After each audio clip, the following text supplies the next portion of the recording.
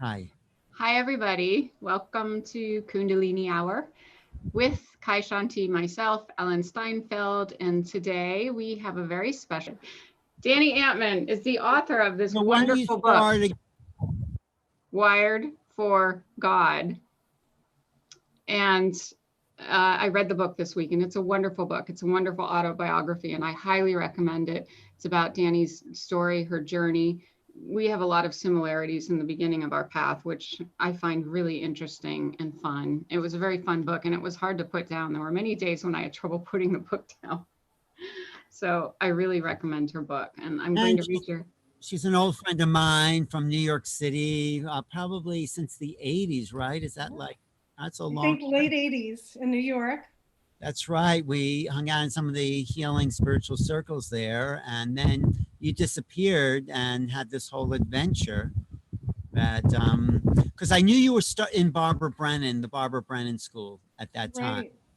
And then your book is about this awakening that happened. So do you want to start anywhere? We don't have to go Let through me your. read Dani's. Let me read Dani's biography real quick. Yes. Dani Antman has been at the forefront of energy medicine and healing since 1992, when she graduated from the Barbara Brennan School of Healing. Today, she has a one-on-one healing and counseling practice in Santa Barbara, California, and also works via phone and online with clients from around the world. Dani was a senior teacher at the School for Non-Dual Healing and Awakening for over 9 years and has led workshops at the Esalen Institute, La Casa de Maria, and the Lionheart Institute for Transpersonal Energy Healing. She is certified in somatic experiencing, a gentle body-based method used to heal the symptoms of trauma and post-traumatic stress disorder. Her spiritual path has emerged from 3 traditions: yogic science, Kundalini science, and Jewish mystical Kabbalah. And her awakening journey, she persevered through a challenging 12-year Kundalini process, experiencing many physical, emotional, and mental trials. Now she is dedicated to helping others progress on their spiritual path. Dani is the author of Wired for God, Adventures of a Jewish Yogi, a spiritual memoir of healing and awakening. And for more information, you can find Dani at daniantman.com, and that is also in the description below on my YouTube channel. So, welcome, Dani. Excited to have you on. Dani and I have had some nice conversations before this interview. Oh, yeah. About what? Well, a lot of things. We seem to just We just dove in. It was like 2 soul sisters talking. But where should we start? Because I remember saying to you, oh, we should talk about that. We should talk about that. Yes, but can we start with your own journey a little bit? Yeah. Just Sure. about your own awakening journey and whatever you feel to share. And your I would say way back in the 80s, late 80s, when I met Alan, I had just started the Barbara Brennan School, and I didn't know I was on any kind of journey. What I knew was that I had read Barbara's book, Hands of Light, and I was more excited about what she talked about in the book, which was the human energy field and how it's a sort of blueprint for our health and our well-being, and how to work with it and influence it with energy healing for, again, healing better health, releasing emotions. Somehow, when I first found her book, it felt like it opened a window into what seemed quite magical at the time, but it's really the levels that underlie our reality that most of us are too busy to pay attention to on a daily basis. But it was like opening up the secrets of the universe, really, for me. And, you know, in my family of origin, we never talked about anything psychological, emotional, mental. Right. I was told not to look at myself and, you know, do your homework, be a good girl, and that was about it. And of course, that was your spiritual awakening. The Barbara Brennan, you're saying, was the first inkling of a bigger reality. a bigger reality. I don't know that I would have known to call it spiritual at that time. But indeed it was, because the levels of the energy field are like an onion. and they reach out into the cosmos, really. So we're connected to the cosmos through our subtle body and through our energy field. And as I got into more advanced levels of training, I started to have some spiritual experiences, starting, I guess, with angels and beings not in body, but then extending towards, glimpses of what I would call God consciousness. And it was such a new world for me. It was a very in-depth 4-year training. And we were also required to be in psychotherapy, which I had never done. Wow. So it started, 4+ years of psychotherapy. So it was a big dive into the conditioning, that I never noticed before. It had gone unnoticed in my attempts to become an adult, in my attempts to earn a living, to find a husband, all the quote normal things. I wasn't really thinking about this level of reality. So it was kind of both a shock and a big opening that I wouldn't have traded for anything in the world. I was so excited about it. But with any big opening, your life tends to change dramatically. And of course, mine did. During the training, I had just gotten married. And by the end of the training, I was getting divorced. And I can't say it was because of the training, but I was in such a deep transformational process that it made me. We having a problem? No, we're good. We're good. It just made me question everything, I would say. Well, so something pulled you though to go into the healing arts, right? I mean, I was going to say, didn't you have some sort of an inkling prior in your life about just something? I would say it came through books that I was curious about. I was an avid reader, and I was mainly interested in very esoteric things like channeling and Carlos Castaneda, and a little bit about experiences out of the body, a lot of the magical stuff. So I wouldn't say at the time I was interested in the oneness of all reality, which is for me, the kind of endpoint of the spiritual path, but I was interested in things that were beyond the physical. But this was kind of a shock to me that I entered a 4-year training. It excited something so deep in my soul that it felt like a remembrance almost, oh yeah, this is what I'm supposed to be doing. And I was 30-ish, 31, I think, at the time. So I wasn't a baby, but it's interesting. It's right after the Saturn return and my whole life flipped. My Kundalini awakening was at 27, the Saturn return too. So it is interesting. but you had a sense. No, I was just going to say, you had a sense of energy, how to feel energy because of the Barbara Brennan training. It was something really concrete for you. It was, and it came very easily to me. And previous to that, I had been an artist, a freelance artist in New York City. And I had developed very deep concentration. Like when I worked on an art project, it was sometimes 8 hours straight. And it took a lot of concentration. So I had the power of concentration. But I found out many years later that the type of Kundalini rising that I had would have led me to be drawn to esoteric arts. So that was a surprise that I found out later, that I came in with gifts due to a Kundalini rising that had already happened, supposedly in a previous life. And those gifts matched my rising. So if the Kundalini rising in a previous life was a certain type of rising, does that mean that you had reached a certain point, you had reached a point in your spiritual progress that wasn't allowed to go further in that previous life? Or did it come into this life in that way? I would say it came into this life and stayed there until I met my Kundalini teacher. So I was told I came in with this particular rising and it had risen to the throat and I was born that way. So obviously it got stuck previously somewhere, but it's not a bad thing. I mean, a rising to the throat is pretty good.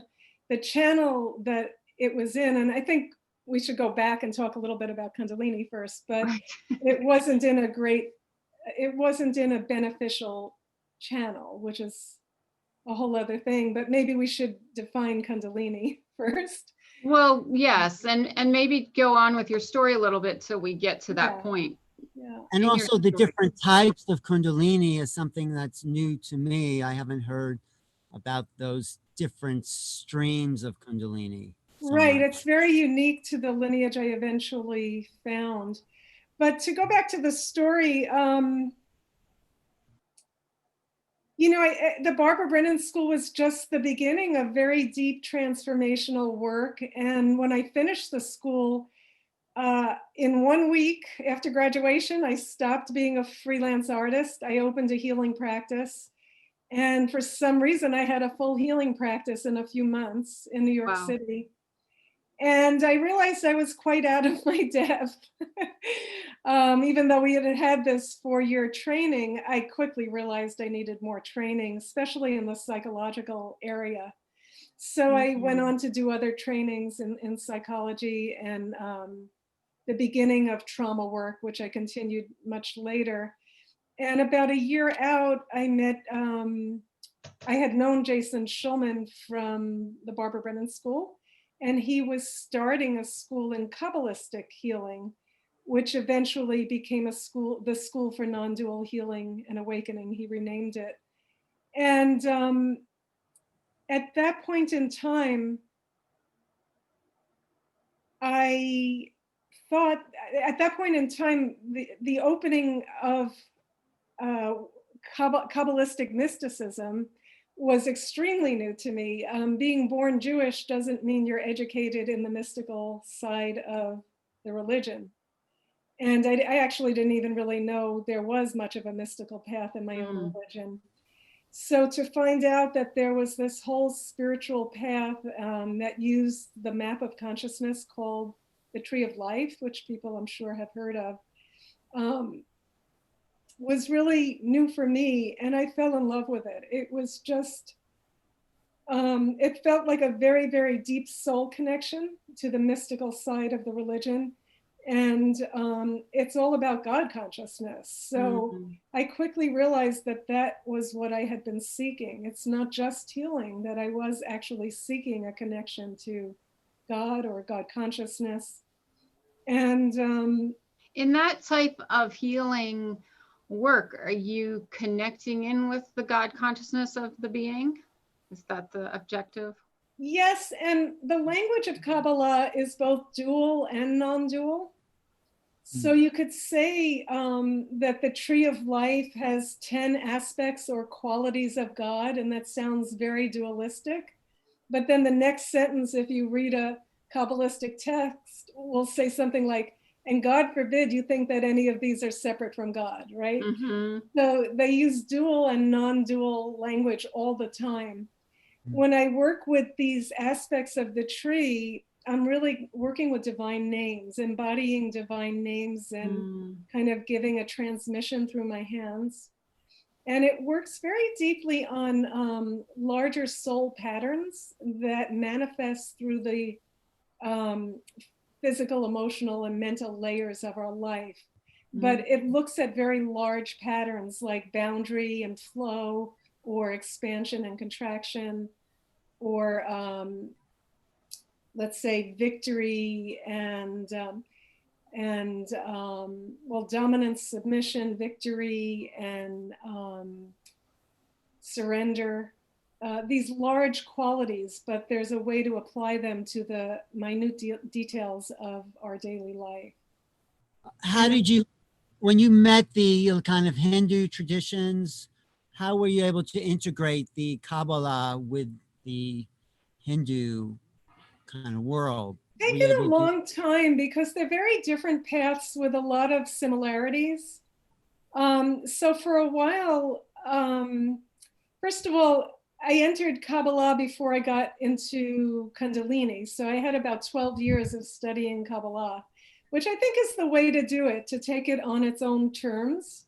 Mhm. And of course, there's similarities to the chakra system and similarities to the endpoint of the journey, of course. But the languaging and the metaphors and the culture is really different around in both traditions. And for a while, I just kept them separately. I would either do auric healing on someone or I would do Kabbalistic healing, and for different reasons. As I got into my own Kundalini process, all concepts kind of started to fall away. Any concepts about awakening that I had had fell away, and I was just deeply, deeply immersed in the experience that I was having through practice. And I think that was really good, because later on when I started to read again, I could match my inner experience with the hints you would notice in different texts, in different traditions. You know what they're talking about after the inner experience. And I'm sure you both can talk to that yourselves. But do you want to talk about what happened when the Kundalini started? I mean, do you want to work up to like that whole process? Yeah, I will. So I love the Kabbalistic work, and I became a teacher at the school before I even finished the training, which was another 4-year training. And Wow. yeah, a lot of training. And I was just as happy as could be. I thought I found my calling, and in many ways I had. And I was teaching a little bit in Europe. I was teaching across the United States. And it's interesting, I was teaching about some things I had yet to experience, which in hindsight is kind of amusing. But isn't that the way we master something though, right? I think so. But at some point, I think I was about to take more responsibility on in the school. I was about to enter yet another 3-year cycle as a teacher. And I wasn't feeling well physically. I was feeling really, really burnt out. And I had started to see some practitioners and, adrenal burnout, maybe this, maybe that. I was taking herbs, but there was something deeper under it. And it like there was a small voice whispering in my head saying, you're not growing. There's something that's blocking your growth. And I didn't really know what it was. On the outward level, the teacher had some new practices that I didn't resonate with. Other people did, but in my energy system, they weren't working. Excuse me a sec. And I didn't know what to do about that, because as a teacher, I had to go along with the program kind of thing. Sure. And it kind of panicked me, like, what if I don't like this and I'm not doing it? How could I be a teacher, right? So I kind of was in a bit of an inner crucible, and I didn't talk to anybody about it at the time. And I think what happened was I was invited to a lecture in New York by an Indian Swami, whose full name is Chandrasekaranand Saraswati. There you go. That's his name, Alan. Alan kept asking me his name, and I said, I don't know, Swamiji. It's a mouthful. I call him Swamiji. And just so people know, he passed in 2016. And he's part of a lineage of Kundalini adepts that were in India. And currently that lineage is being headed by an Austrian woman named Sylvia Eberl, who is both in Austria and Rishikesh. But back to the story.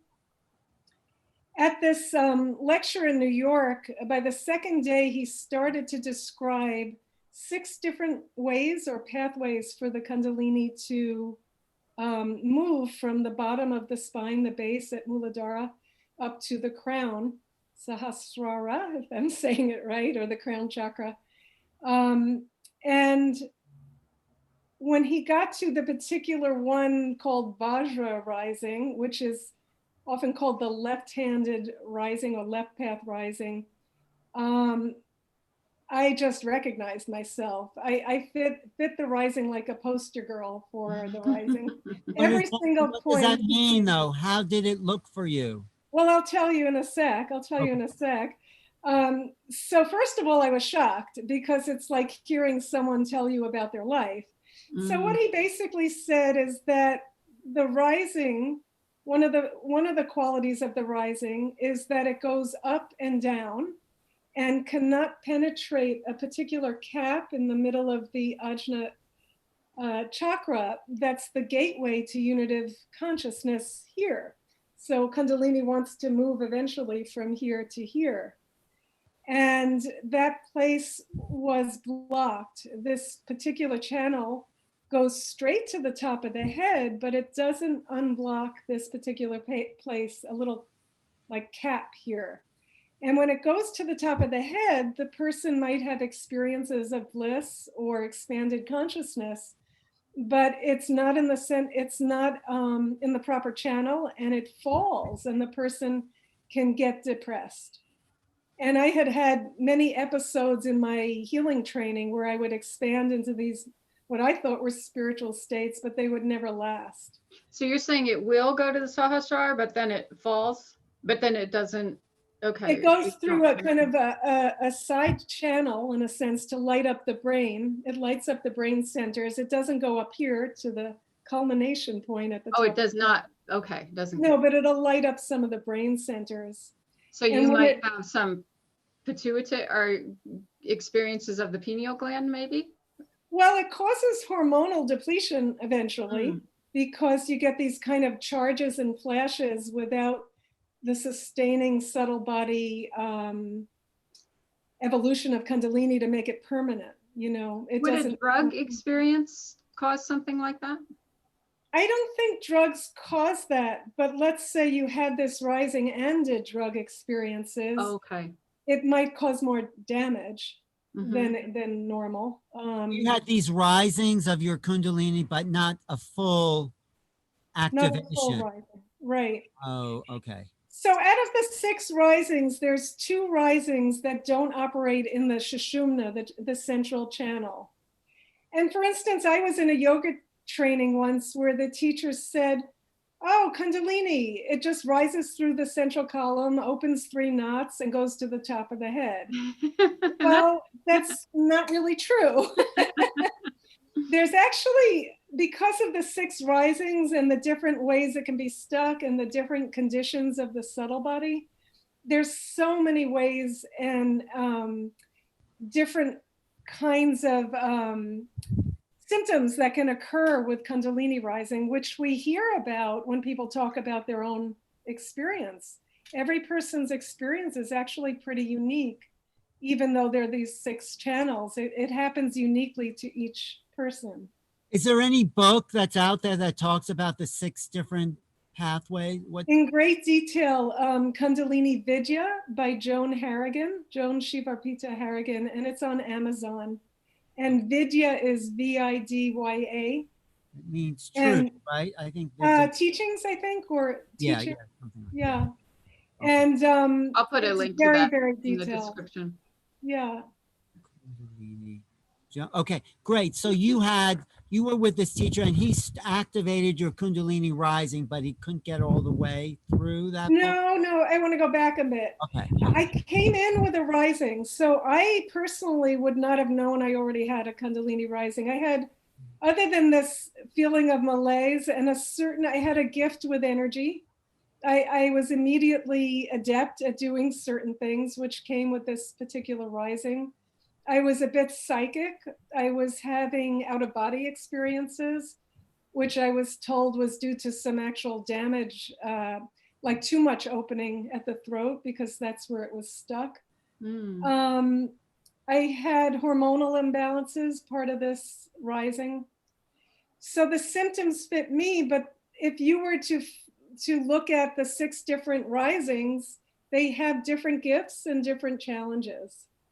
Okay. And you know that old story about the blind man touching the elephant? Yeah. Right now, when I read spiritual accounts, I feel like I'm looking at something like that if the person had so-and-so rising, they're going to describe the elephant this way. And if, Right. if they had this other rising, they're going to describe the elephant that way. Oh, And it really accounts for some of the different scriptural descriptions that may not match you. that's right. And people think Kundalini is just one thing, right? Right.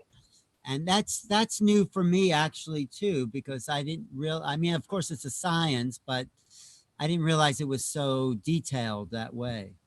Very detailed. And I want to back up for a second and say that this lineage defines Kundalini as being the divine source within each person, no matter what tradition they are from. And they don't define it as energy. Energy is prana, and there are 5 major pranas in the subtle body system. One of them is prana with a, and then there's 4 others. So it's simply this amazing gift that comes through human beings at conception. Like Kundalini in its most primordial form sustains our human body, it sustains our subtle body, and it comes into our being like right after the sperm and the egg, or with the sperm and the egg. So Yeah, it's with us. it's that force that actually creates that, that pulls it together, the spark. The spark, the divine spark within each one of us. Mhm. So everybody has it. We're not special because we have Kundalini. And I believe, I don't know if I believe in linear past lives, but there is something to past lives. They might not be linear, it might be all at once, I don't know. But from what I understand, you carry your rising from birth to birth. You make some progress in each lifetime. And that might account for people who have all of the sudden rising to the top. Perhaps Right. they've done previous work in Right. previous lifetimes. Right. So with your teacher, I don't know, we haven't really gotten to that point in your story, but with your teacher, do you feel, did he actually give initiation? Like with my teacher, he actually, it was a descent of grace, and the guru awakens your Kundalini. So it was unclear to me in the book if he actually gives an initiation that awakens something, or if he just gives the practices that spark that energy within you, or maybe a little bit of both. We just received practices. Mm-hmm. And I would say that his presence was extremely potent and powerful and palpable.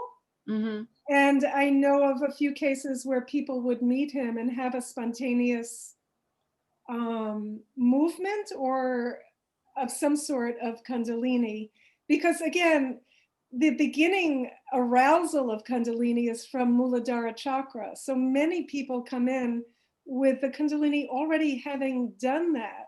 So when you meet an enlightened being, their energy field will, stimulate what you have, right?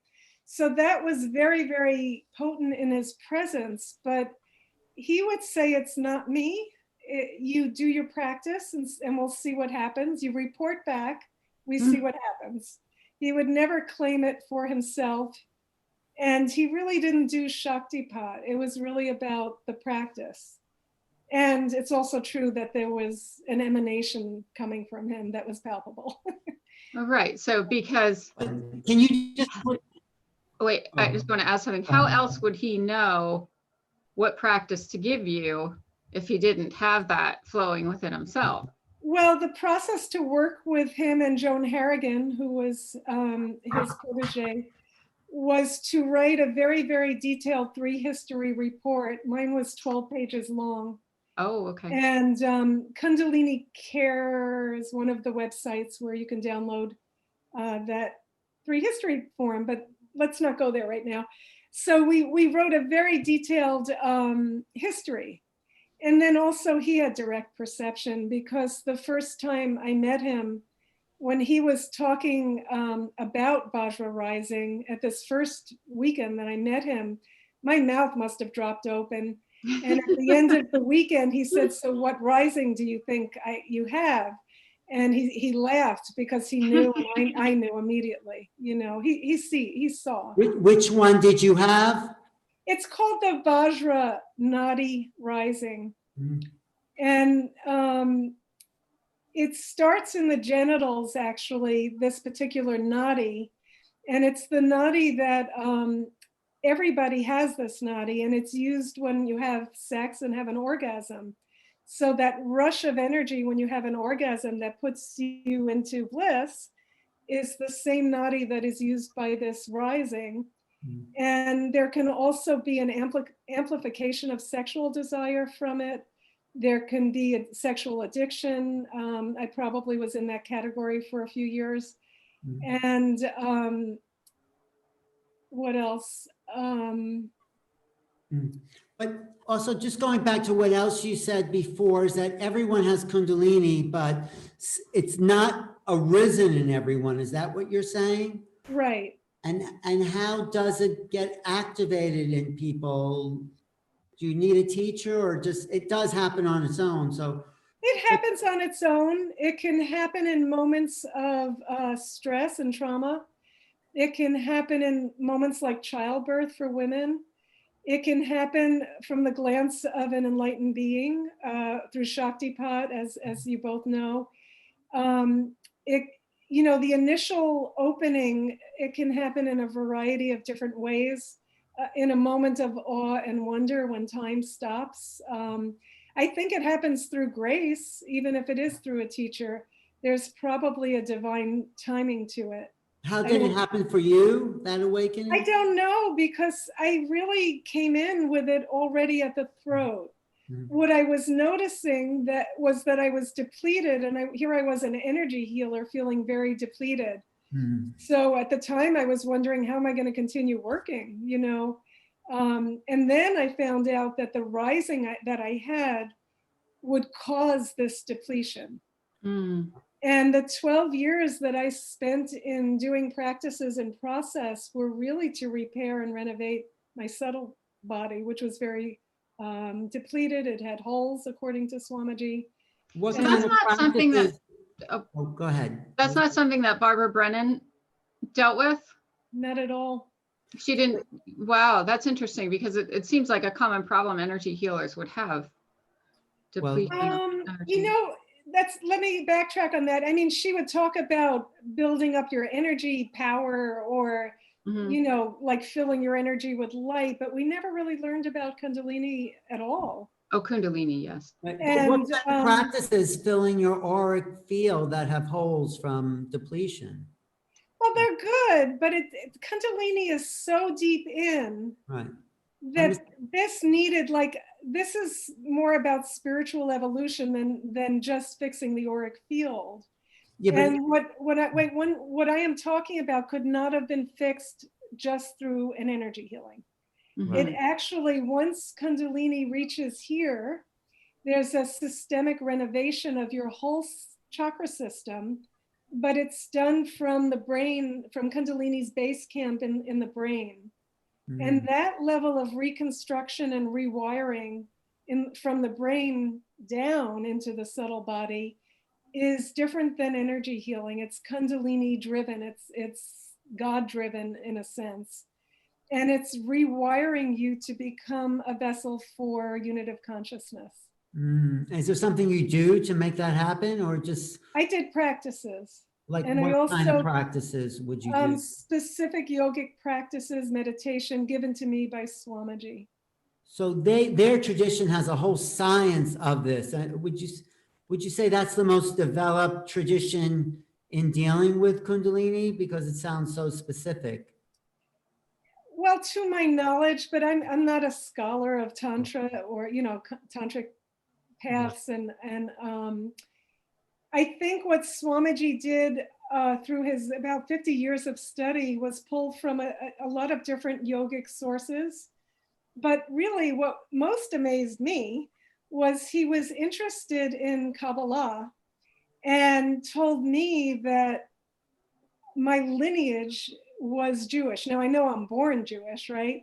But my spiritual lineage is Jewish. And he had read enough Kabbalah to offer me practices that incorporated Jewish names of God or Jewish phrases.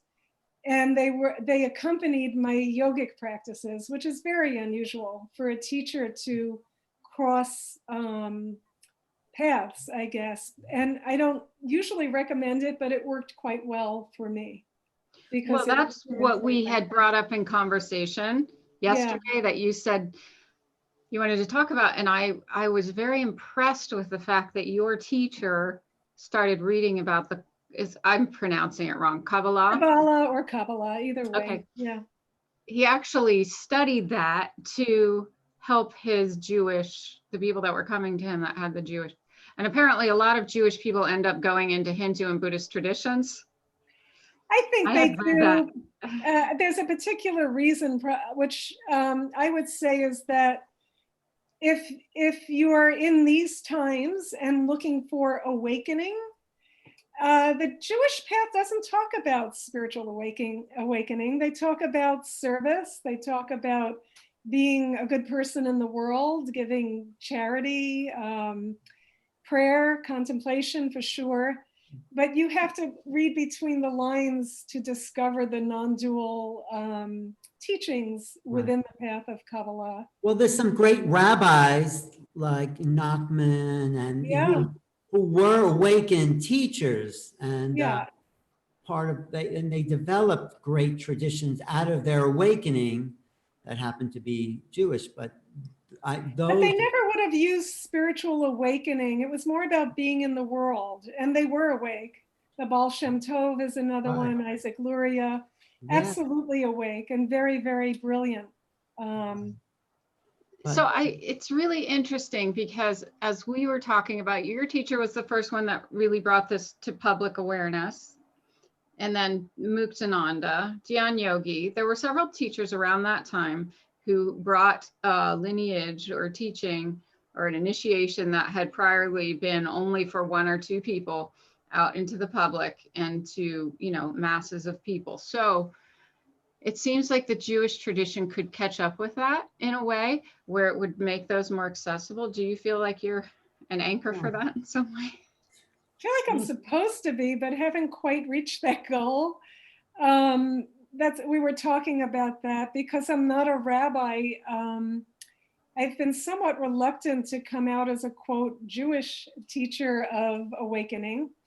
At the same time, I've led groups and taught some Kabbalah courses. And something comes through, of course, because whatever level of awakening you manage to embody, it just comes through. It's something I'm still contemplating. The one other really interesting thing I learned from Swamiji was that my particular rising, he said, was very, very common to most of the Jewish consultees he had seen. So that the esoteric Judaism liked this rising because it opened brain centers, and the open brain centers produced brilliant minds, particularly in the men, because the Kundalini in this rising works slightly differently in men. So when you think about all the intellectual emphasis in Judaism, like study, become a doctor, a lawyer, a rabbi, the rising, particular to this culture, cultivates intelligence. But it does not culminate in the oneness unless it goes back down and is kind of led into the central column through practice. So do you think that something like that would lead to these non-dual traditions that don't ever seem to fully get into that oneness place in the heart? Sometimes I wonder about Judaism, I'm quite sure some of those saints we mentioned got there, but I think it was through devotion to God, extreme devotion, or through destiny, because every tradition has enlightened beings, right? There's not one tradition that doesn't have enlightened beings. But Swamiji told me that the methods to switch the rising were lost during the time of Jesus, that many years ago, the secret esoteric method that he knew to switch the rising was somewhat lost. To switch the rising? What do you mean? From Vajra and the left, from Vajra rising to the central column Sushumna. But the Hindus knew that. The Hindu. Swamiji knew it. I don't even know if, I don't think we can say Hindus, his lineage. His Swamiji knew it lineage. because he was a researcher of this energy. He was a lineage holder in a lineage about 500 years old that previous to our times had only been one-to-one. And it's still one-to-one in terms of the lineage holder. But in these times, he told us that his mission was to increase the spiritual population on Earth through these methods. Did he have a lot of energy himself when you were in his presence? Yes. He did. Yes. Could you talk a little bit about the dark Swami you met and, you Oh know, yeah, he wasn't a Swami. well, whatever he was, but you felt a lot of energy in that interaction. And what's different about what you felt with this guy who was sort of taking your energy as opposed to this later Swami you met? Well, you know, it was a very big journey of discernment. Just for the people out there who don't know my story, somewhere in the middle of my Barbara Brennan training, when I was just getting interested in yoga, I met a teacher who claimed to be a yogi. He was European, not Indian, and looked a bit like a young or older, no, a little bit older Jesus. I thought he was gorgeous. And his energy was quite palpable, very, very strong mastery of energy, I would say, particularly on the astral level. And he could make the energy kind of flow like thick honey in a room, like you would go, whoa, what's that, right? So how is that different, you're asking? Probably the energy is just energy. I would say he was using it to his own advantage at times by seducing. That's, I think Kai and I have had this discussion. You can have the energy, but if you don't have the personal and spiritual development, then you could use it to manipulate or do those kinds of things. Right, and integrity, you know, ethical integrity. You know, these topics are coming up really strongly right now, which is something Kai and I were also talking about, probably because of the Me Too movement. So I got kind of energetically, astrally seduced. He would come to me at night and I would feel like I was being wrapped in this ecstatic, very sexual energy. And I was married at the time. And I have to say it was like a drug, an irresistible drug. I mean, I don't know how anybody could withstand it. But you knew it was him consciously doing it? You did. Yeah. Would you say that's Kundalini that you felt though? No. What No. was the difference between Kundalini and that energy? Kundalini is not energy. Again, you can have energy manifestations and they're interior. It doesn't come. And Shaktipat, I think, is different in that it comes through grace. You know, it doesn't feel manipulative at all. Yes, that was something I was going to point out, because he's very much using his conscious mind, obviously, to do this. Whereas with Shaktipat, it's grace. You're just allowing God's energy to flow through you. You're not manipulating it, so to speak. These were astral visitations. Well, these were astral visitations, right? But when you say Kundalini is not energy, what is Kundalini if it's not energy? Simply the divine within you, that force you said, that is the spark. But it can produce energetic effects in your system and does. But not to mistake the two, that the symptoms aren't the thing itself, you know, they're byproducts. So this guy was using Kundalini, but his Kundalini to no? No, he was just using his astral prowess. He was, you could say, an adept on the astral level. And he didn't have enough moral integrity to know it was wrong. I would also say he wasn't a bad person. You know, that's why these things are so confusing for young women. I mean, I thought he was the most powerful, beautiful man I had ever met. I was intrigued by his teachings. And unfortunately, after I got separated from my husband, I ended up consummating a sexual relationship with him. And it ended like less than 24 hours after it began. It didn't go anywhere. And that's when I found out he was seducing multiple women in multiple groups. But what was the difference between that guy and then meeting a real master like you met with your teacher? I just knew, Alan. I just knew. And there was something about truth and integrity and seriousness and sanctity that were palpable. I Right. think sanctity is a word I would use in Swamiji's presence, and seriousness. And also, he saw right through me. I mean, I could see him seeing through me in a way that was embarrassing, actually. Probably comforting in some way, though, too. It's like to be able to just completely release or surrender with someone. Well, I couldn't hide much. But there was no judgment either in seeing Well, you. there was a little. The first thing he told me was I was lost and I had lost my way. And I literally broke down on my first retreat with him, and I just started sobbing. And I said, please help me not make the same mistakes again. And when you say that to the universe or to a teacher, you humble yourself. I knew I was nowhere spiritually in that moment, that I had kind of gone down a dark road in a sense in my own being. And I needed help. And I got the help I prayed. I really prayed, and I got the help I prayed for. And that's something I'd like to tell anybody listening, just because Swamiji's not around.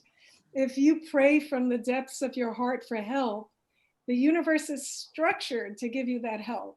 That help will come to you in some form. It could be a book, a person, a dream, a disembodied teacher. There's many stories of that. So go ahead, Kai. Okay. Oh, I was just going to take it back to what we had said we were going to talk about, which was the fact that your teacher was studying the Kabbalah because he had Jewish people coming to him. And because you came into this lifetime with this Jewish lineage, obviously something within you is still guiding you in that direction, as opposed to a teacher that wants someone to just be strictly on their path, not recognizing that this person may have come in with something else and that it's going to be impossible for them to stay strictly on that path. Exactly. They're going to have to go against their own inner wisdom in order for them to do that, which causes so much confusion in devotees. And it can cause harm. I mean, imagine being in a strict Zen practice where you're hit on the head. I've been told if you move, right? You're told to sit still and focus here. And you have a deflected rising and your body is going like this, right? With all these kriyas, because energy does move. And they're involuntary, which I've had many. You can't sit still. You got to let them shake out. And the shaking itself is healing you. For anybody out there with weird energy movements, if you can simply relax and lie down and let Kundalini work through the blocks, that's what she is doing when you're having those movements. So where are you in your whole, where are you in the energy? Do you feel like whole and healed and complete? And how are you, what's like your next phase in a sense? In 2012, I had a kind of culminating Kundalini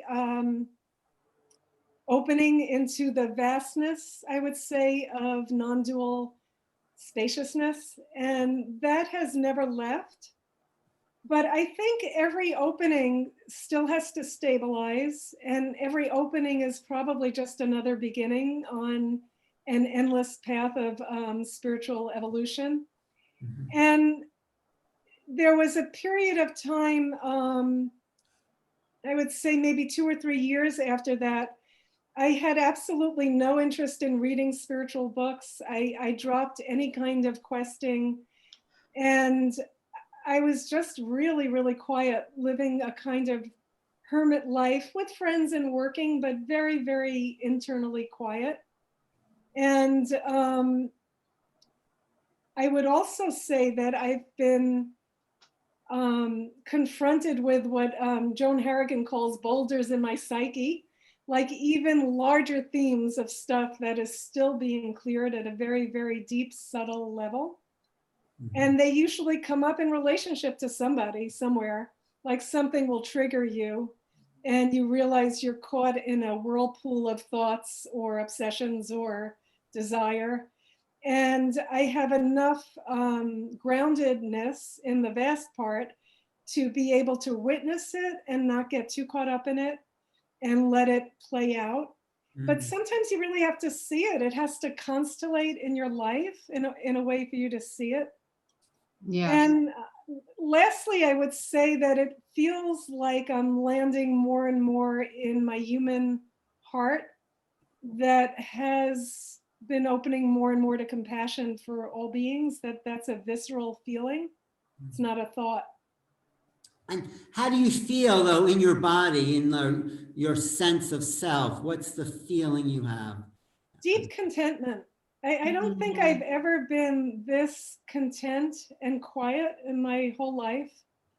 And even through COVID-19, my life hasn't changed much. It's still like once a hermit, kind of always a hermit. But the little things of just being with the birds in the backyard or feeding a cat or working with people, I just continue to feel deep, deep, deep contentment. The neurotic anxiety that was common in my Jewish household is pretty much gone. That's a big one.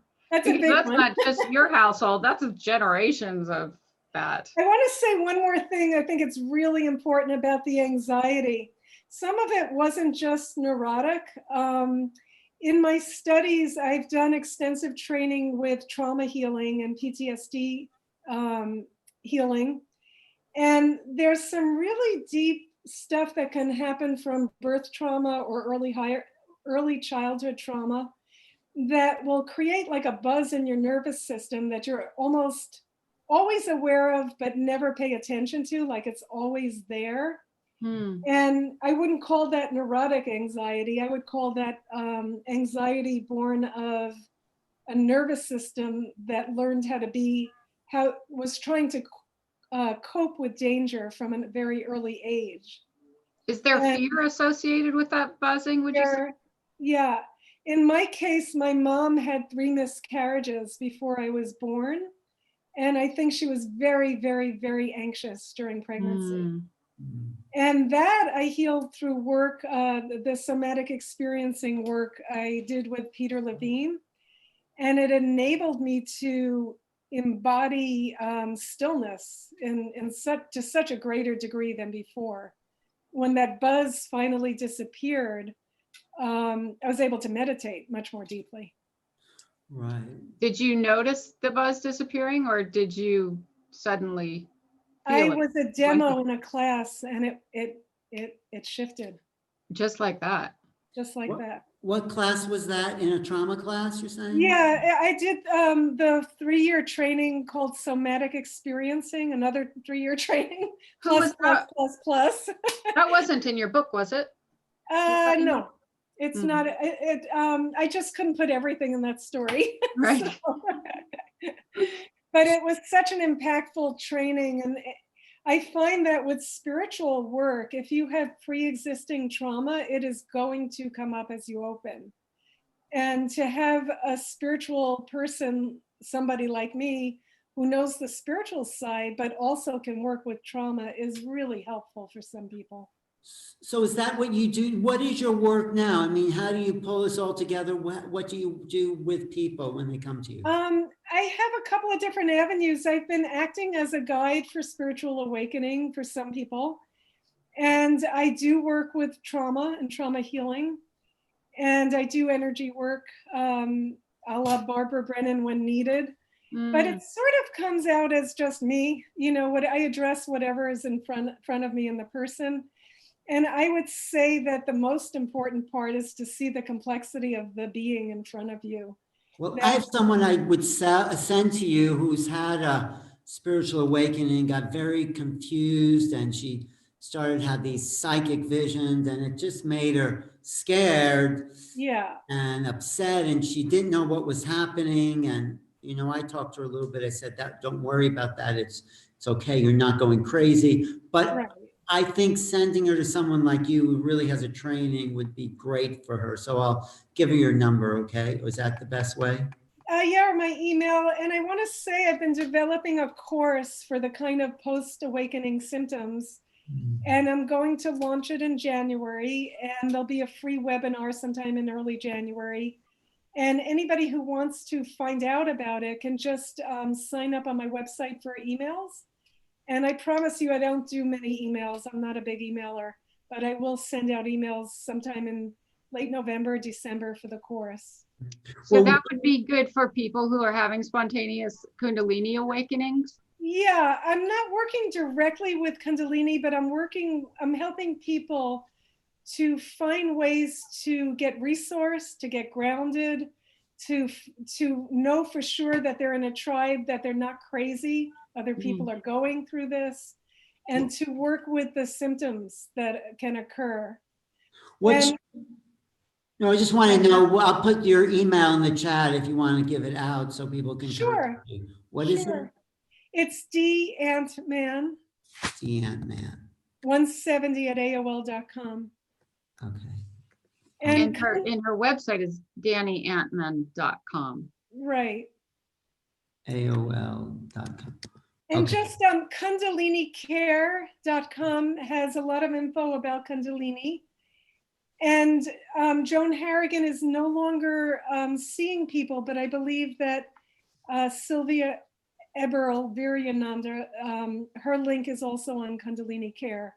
And she can be contacted for people that want to do that kind of work. And both those women are from the tradition you were part of? Right. Is that tradition still going on in India? With Sylvia Eberl. Oh, but not with any Hindu masters or? Not at the moment. Swamiji chose her to continue this tradition, and he trained her. Oh, I see. So she really is the lineage holder. She is. What's her name again? Sylvia Eberl, and she's known as Viryananda. We should interview her, Kai. Okay. I mean, I'll get Kai that information. And maybe Joan. Is Joan still doing any type of interviews or anything?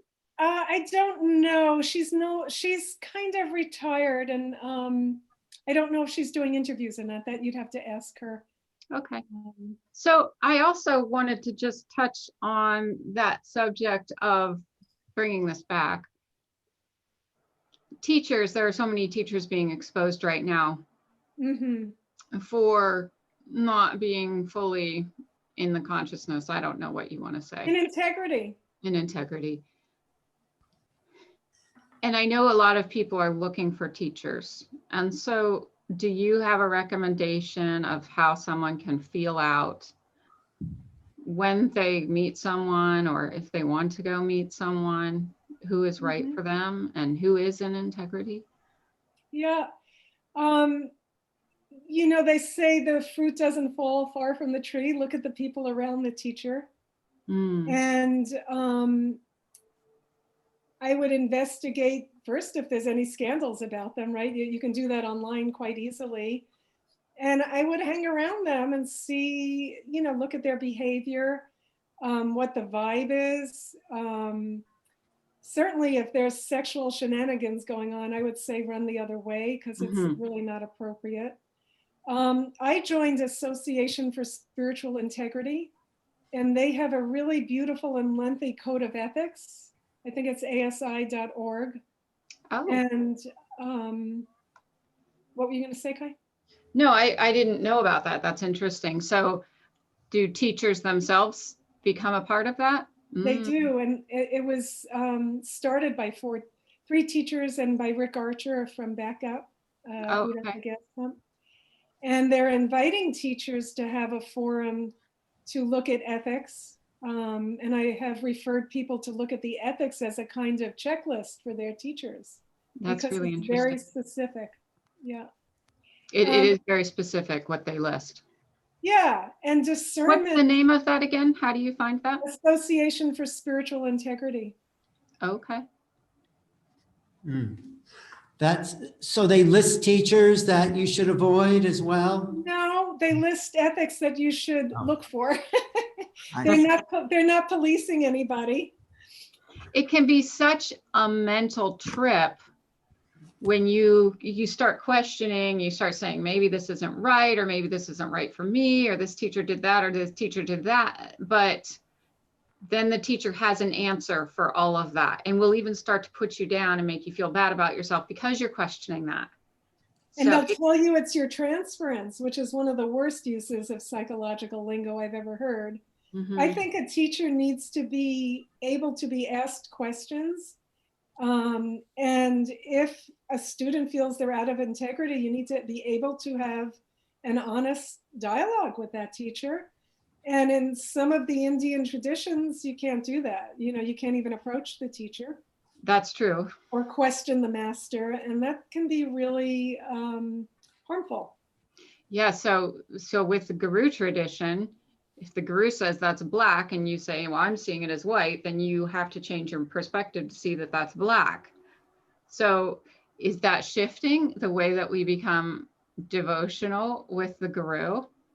Well, I mean, I'm speaking from my own background. It gets very confusing with your, full devotion to the guru, but also keeping this. But it sounds like Dani's teacher wasn't like that. There wasn't that kind of, Right. Devotion. We weren't required to be devotional towards him. We didn't bow. We didn't do mantras to him. We didn't lay things at his feet. It was strictly do your practice, which was a very big relief for me. I do think there's a place for the devotional practices. I think it can get very confusing.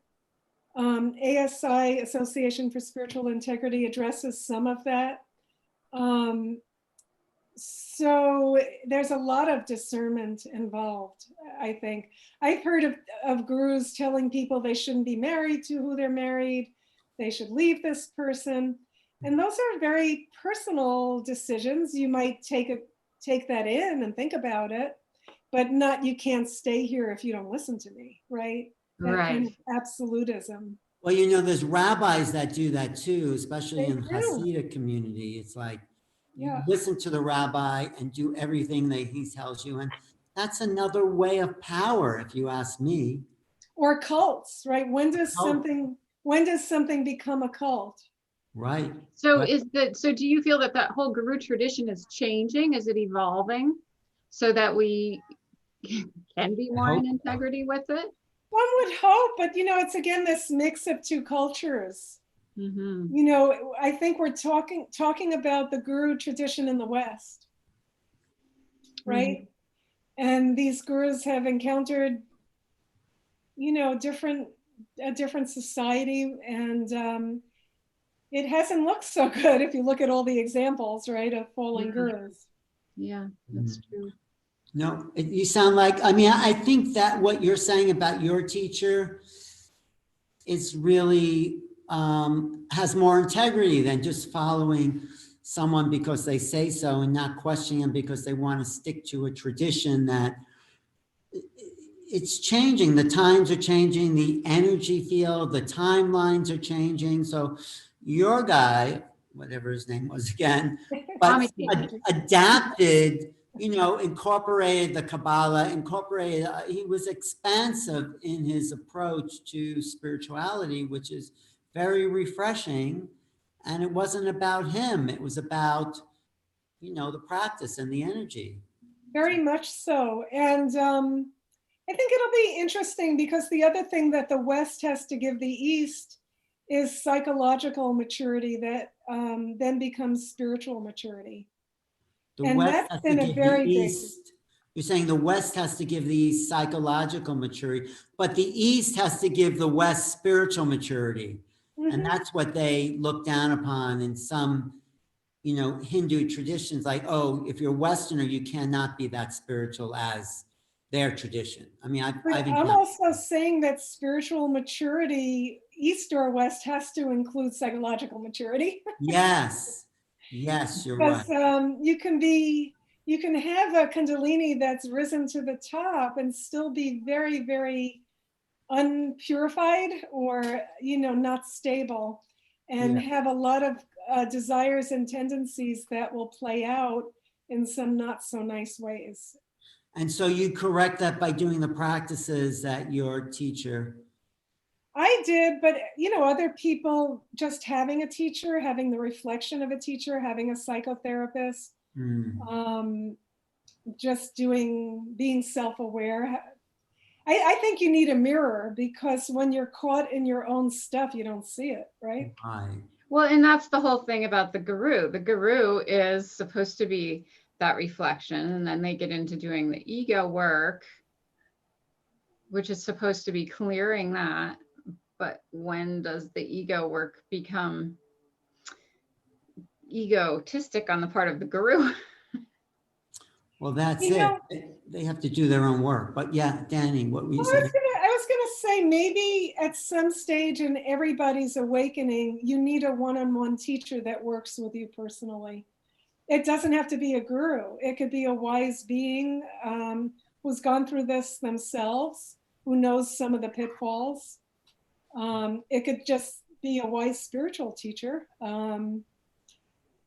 Because at some point, the teacher will say, you go right and you go left, right? It's not the same instruction for everyone. If they're clear, if they're out of the way. If they really see. Yeah, if they're not just following a tradition, blindly. By rote. Yeah. Do you feel that he still works with you or through you when you work with people? Very much so. I feel his presence. And I also feel like if I went off track, he'd know. It kind of keeps me like, like, what would Swamiji say? What would Swamiji do? Because before he died, I did want to share this with people. He told us to continue our practices, meditate, that, practice is necessary. It keeps the karmas burning. And the other thing he said, which has turned out to be quite profound, was that 2020 was going to be a very, very, very difficult year for humanity. Really? He told us that in 2016. And he said that the difficulties would be present for a few years, but that the purpose was to spiritualize humanity without a war, another third world war. And that this shift that's occurring now was known to the adepts of all lineages, that it was predicted, and it's meant to spiritualize us and change the consciousness on the planet. That's good, because I've been saying this is like a world war in a sense, against a common enemy. It's somewhat united the world against something but I think it's in the place of a world war in a sense. This kind exactly, it's a more mild. No, that's what's coming through for me. It's more mild than the war. So he said. Sorry, Alan. And did he say anything else you want to tell us? Well, he did say that we would have some really good years when this is done. Oh, really? We're working towards the good age. If you make it through, that's good. We'll make it through, yes. And he said to do practice, that go into stillness, really keep your center, keep your anchor in the stillness, in the vastness, in the real self. And don't get distracted by the good and evil, the play out of good and evil, but hold center, hold steady. Nice. Good and evil is always with us, right? The opposites are the play of duality. To have a larger vision. Nice. Great. No, I would have liked to have met him. He sounds like a teacher I would actually go to and be part of that tradition. So I want to see if I have any questions. But if people wanted to be part of that tradition, you're saying this woman, does she take on students and people like She does. It's a process. So it's not a business. It's a process. It's a very deep spiritual process and a commitment to a big chunk of time and energy. And where is this? Is this still in India? She's in Austria, and due to COVID, I don't know when she will go back to Rishikesh. I see. So but I imagine she'll spend time in both places during the next few years. So there is an ashram in Rishikesh. No, not really. This is not an organization or an ashram or a training or a workshop. It's a really deep commitment to spiritual practice. I know, And but it's do people small, go to the right? place? There's no place at the moment. She's kind of in process with But when that. your teacher was there a place that people would go? His home, he rented some Oh, apartments. Yeah. I see. So it really wasn't an ashram-based or a guru-based kind of thing. And how did you find him again? In New York City. I heard about him from a mutual friend. Oh, I probably was in New York City at that I time. think you were. So You should have told me. sorry I didn't tell you. But I'm glad it worked out for you, because you do seem like you've really come to a new place, and a place. I mean, I never knew you that well, but you seem like you're in a really good place. I'm not running around like I was in the 80s, that's for sure. So, but I do want to tell people, even if you don't do this thing with, Sylvia, that Kundalini is the divine intelligence in you. Mhm. And she is motivated to awaken you from the inside out. And since time began, people have been awakening. And if you are sincere and serious and pray, you will find your way. So the right teacher for the right moment. And even the wrong teacher will foster your discernment. And it's a good lesson. I think we all go through disillusionment on the spiritual path. It's part of the learning. You go through disillusionment in relationships, you get stripped down, people die, you lose something, you lose money, you lose this. It's being stripped down and stripped away until you're pretty much naked in front of God begging, I think. But, Right. I don't know, Kai, would you say something different? No. You have any better words for it than that? Obviously we're all wanting to come into oneness with God. So Yeah. everything, I mean, I had an experience this morning of seeing that again. It just keeps, you see it so clearly and you're so in the moment with that unitive experience. And then there's something else, But I think the something else, you start to have a different perspective on the something else. You go, oh, that's a something else. You don't get so sucked into it and believe it. You don't believe it. You don't believe it. You can laugh at yourself. I mean, I still get caught by road rage sometimes when somebody does something life endangering and idiotic right there. And I'll do something like yell in the car and then I laugh, Right.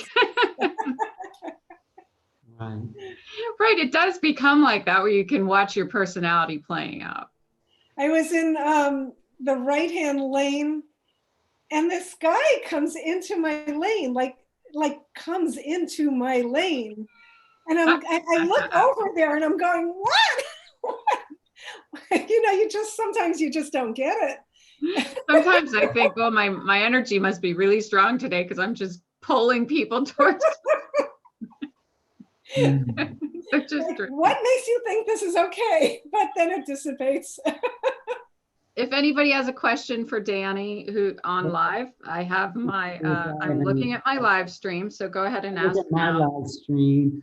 What can we do with this depression energy when it appears? That's what someone asked on my live stream. Depression can have a lot of causes. So I'd need to probably know more about the underlying levels of depression. But on the simplest level, serving others or being outside, exercising, being with animals. I have volunteered at the Wildlife Center, and I found it very hard to even think of myself when feeding baby animals. It's very fulfilling. Anything that gets you out of your contracted sense of self, dancing, music. But there's deeper causes to depression, and that points to working on yourself with somebody, not being afraid or having a partner in delving into your underlying pain, which can't be avoided really to heal depression. Right.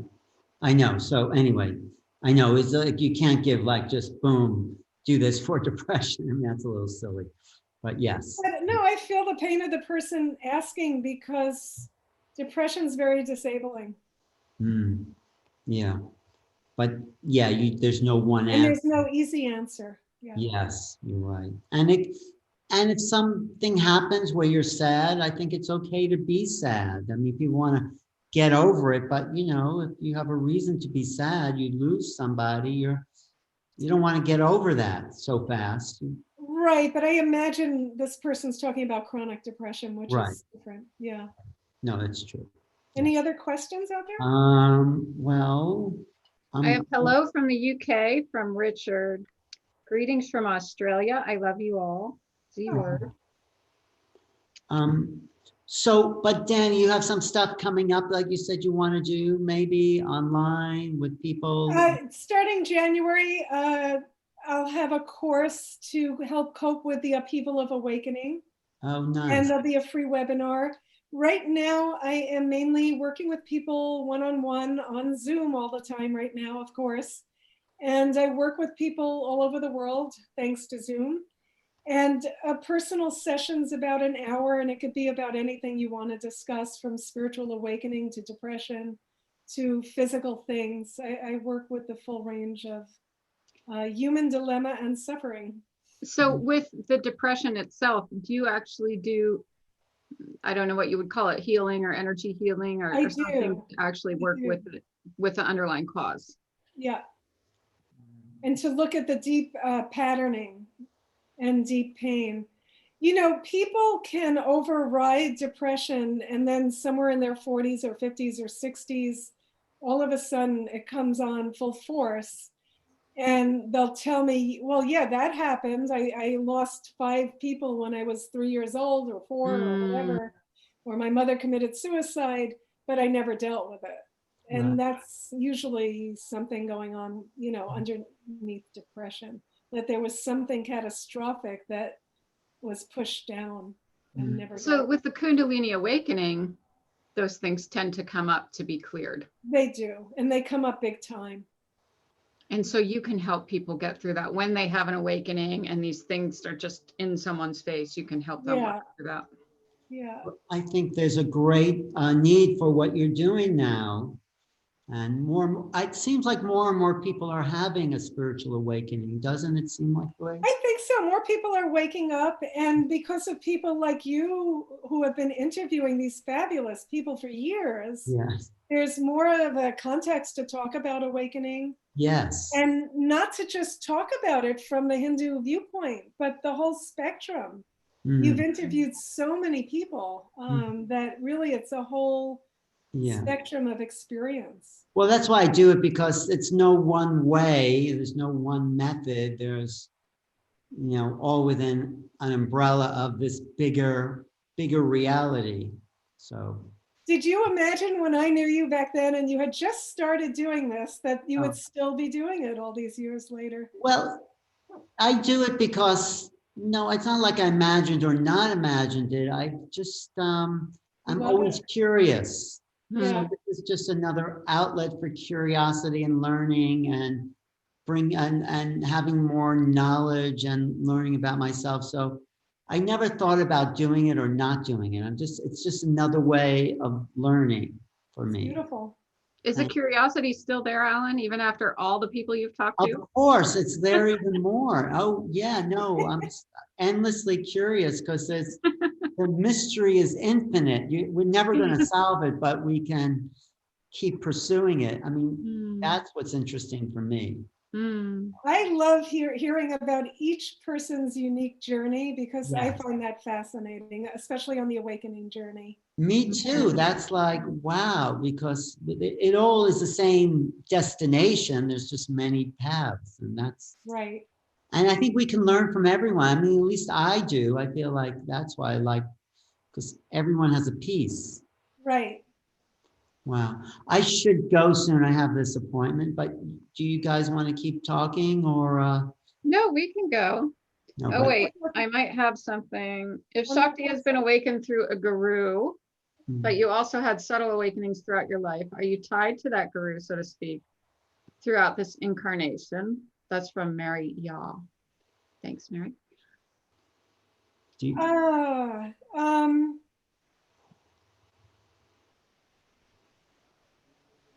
there's a couple of levels to that question, because I think you're, quote, tied to someone when you accept them as your teacher, and I did. And if you choose to leave the teacher, which I'm not in this case, even though he's gone, you can untie yourself from someone. So I think it's important for people to know that you don't have to stay with a teacher because they gave you Shaktipat. Mhm. I feel happy to be in Swamiji's care, so to speak, even though he's not in a body. Right. And I don't desire to be anywhere else, but that doesn't mean I don't have other teachers not in a body. There's beings from my Jewish lineage that teach me. So it's, he never called himself a guru. That's what I want to distinguish. He never would say to me, he would say, I'm not your guru. I am here to give you a practice. The most important thing he ever said to me was, I am here to help you be the same as I am. My job is to make you as awake as I am. Beautiful. I love that. That's a real teacher for me. Right. And I was just reading Dion Yogi said that I want you to become as awake as I am, or more. Right. And Swamiji said, or more too. And Jesus said that in a sense, right? And to me, that's, I don't want you to worship me. I don't want you to be below me. You're not less than me. That's really important to hear. Absolutely. Yeah. And that's a very important question. I know you need to go, Alan, but that's something. No, it's okay. I just pushed back my. Tim Rustow. I don't know if you've seen any of the previous. I know him. I saw you interviewed him. Oh, you know Tim. Okay, so we both had that experience with gurus who awakened our Kundalini, who pretty much say the guru is the Kundalini. You can't leave the guru once your Kundalini is being awakened. Well, that's hard.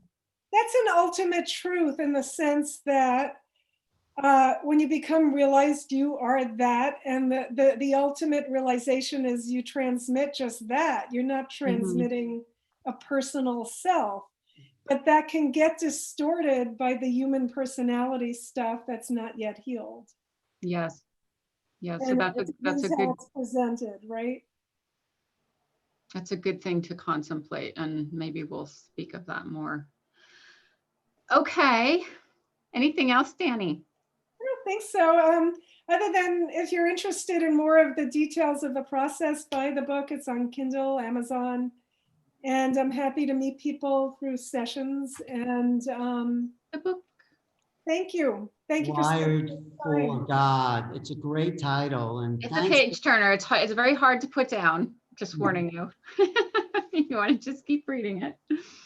Thank you so much for having me, both of you. I feel like Kai, you're a new friend, and Ellen, I can't wait to see you in Santa Barbara. I will be out there. Yes, I'm coming to Santa Barbara too. I want to come. I'll have you both for lunch. I'm glad you're doing so well. I'm going to send some people to you also. Okay. Thank you so much. Great to see you. A pleasure.